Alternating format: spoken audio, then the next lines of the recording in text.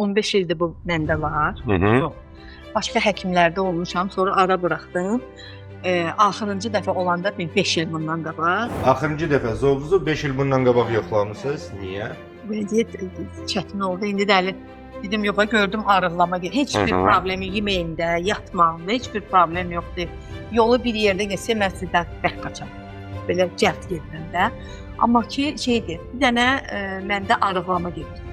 Elə bir 3-4 ay bundan qabaq çəkdirmişdim 62, indi 48. 48 kilo. İndi belə bir sualım var sizə. Yeyirsiniz, arıqlayırsınız, yoxsa yemir? Aha, yəni iştah normal, yatmaq normal, qəşəng.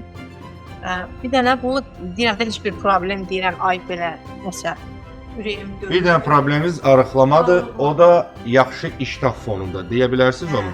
Başa düşdüm. Elə.